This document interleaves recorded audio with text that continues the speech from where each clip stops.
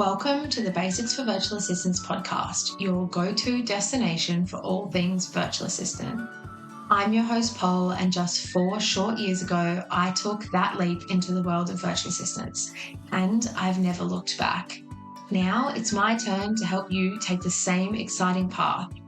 Are you wanting to become a VA but no idea where to start, lost with how to price yourself or set yourself up for success? Well, look no further.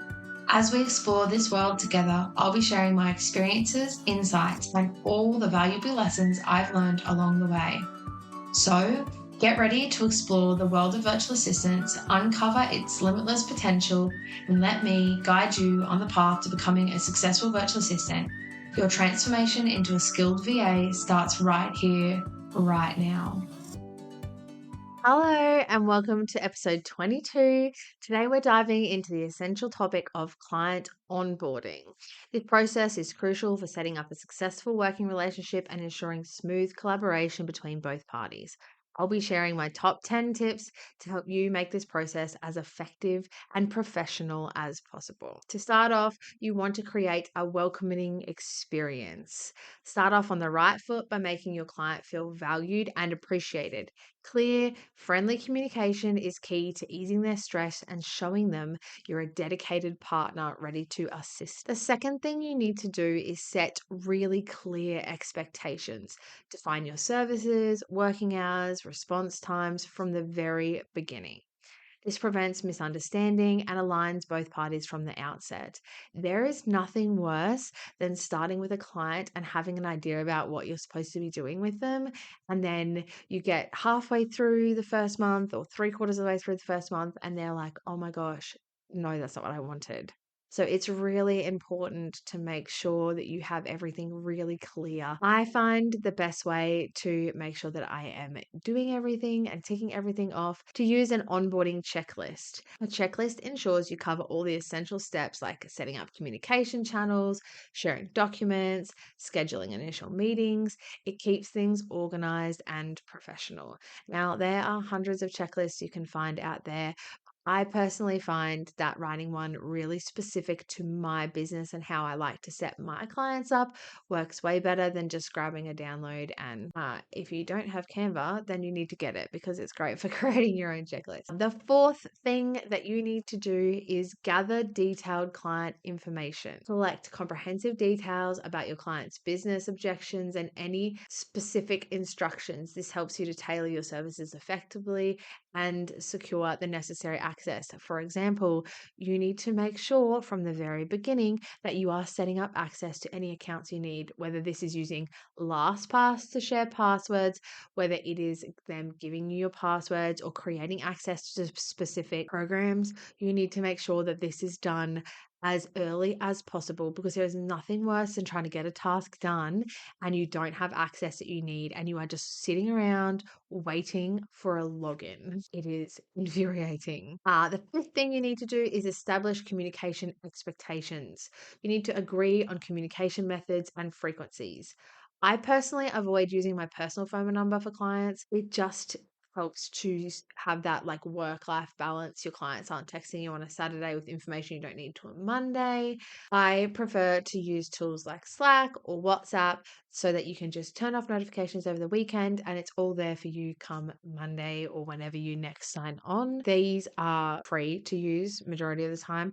There are obviously paid versions of programs, but it is great to just start off with a free version and see what works best. Number 6, define the scope of tasks and goals. Clarify the scope of work and set achievable goals. You ask your client to use tools like Loom for creating visual instructions to avoid repeated questions. So for me, when a client is teaching me a new task within their business, I ask them if they can quickly put together a Loom video for me that walks me through the task for 2 reasons. One, I am a really visual learner, so that works best for me to see what they're doing rather than trying to type out the instructions or send me a bunch of screenshots. I really like the video. I find that often people will add in extra bits and pieces while they're making a video that they might have missed if they were just typing it out. And thirdly, you're able to go back and watch it multiple times. You have to go back to the client and say, "Hey, I've forgotten how to do this. Can you tell me again?" You've got the video, you can just refer back to it. I often create a folder in my Google Drive for clients and I put any Loom videos they send me. I just put all the links in one document in their folder with a little title, and that way I can go and find it. I find this to be the best way to share any specific tasks that you have to do in a program. Next, you need to create a contract or an agreement.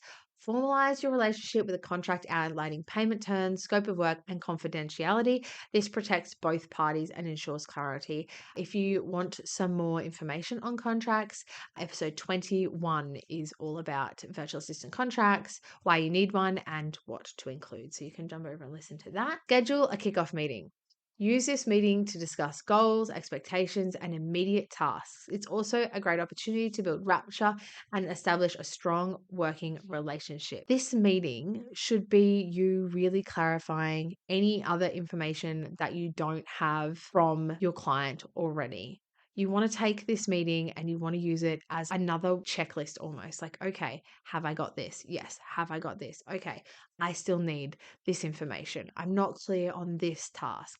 This is where you need to be making sure that you are finalizing everything you need to get started. Even if you started with work, which is what often happens with me, is I start with my clients and then I have my meeting a few weeks later, once I've got everything set up and sorted. That allows me time to go and find any information I need to clarify, any questions that I have. So that is what you should be really using this meeting for.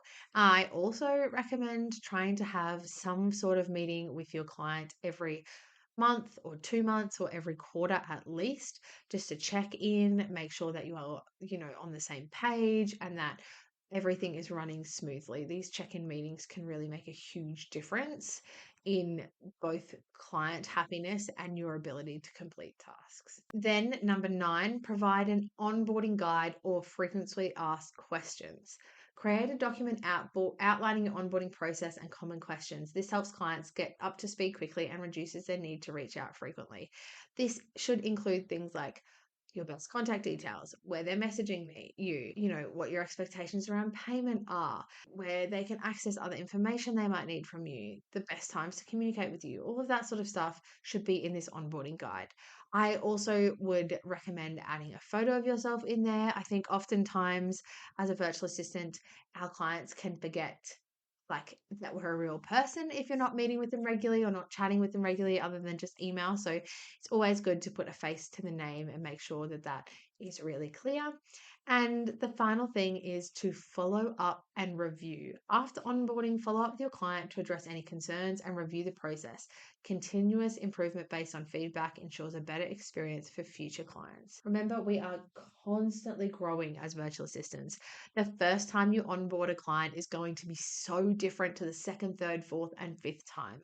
As your business grows, so will the things that you do. So will you'll try something and it won't work perfectly for you, or you improve as you go. It's important for yourself and your client that you're constantly reviewing how things are going and building on those as you go. By investing time in these steps, you set a positive tone for your partnership, streamlining your workflow and reduce the need for repeated clarifications. Remember, a thorough onboarding process saves time and hassle in the long run, building a strong foundation for a successful client relationship. It's so important to remember also that your client is hiring you because they need to create more time within their business. So it is important for you to be the person to be following up on things, to be checking in with them, to be the one who communicates majority of the time. If you are not communicating with your client, you are most likely going to miss things that need to be done, or not have a clear understanding and idea. Even if it's just once a fortnight, you reach out to your client and say, "Hey, this is what I've done for you this fortnight. How are you feeling? What can I do?" Blah blah blah. That open line of communication is incredibly important. And that brings us to the end of another episode. If you have any questions about client onboarding, you can come and find me on Instagram and TikTok. I am the Basics for Virtual Assistants, or you can join my Facebook group, the Basics for Virtual Assistants. I will happily answer any questions over there as well. And if you're looking for any free guides or checklists, templates, that sort of thing, you can click the link in the description box and it will take you over to my stand store where I have a few things available. And I will see you guys next week. And that brings us to the end of another episode. I hope you've enjoyed diving into the fundamentals of the virtual assistant world with me today. If you found value in our discussion and want to connect further, remember you can join our community on Facebook. Just search the Basics for Virtual Assistants and we can continue the conversation there. For more behind the scenes content, tips and updates, you can also find me on Instagram and TikTok. Follow me at the Basics for VAs podcast for bite-sized insight and a glimpse into the VA world. I'm thrilled you tuned in, and if you have any questions or specific topics you'd like us to cover in future episodes, feel free to drop a message. Your feedback is invaluable. Until next time, keep thriving in your virtual assistant realm, and I'll catch you in the next episode.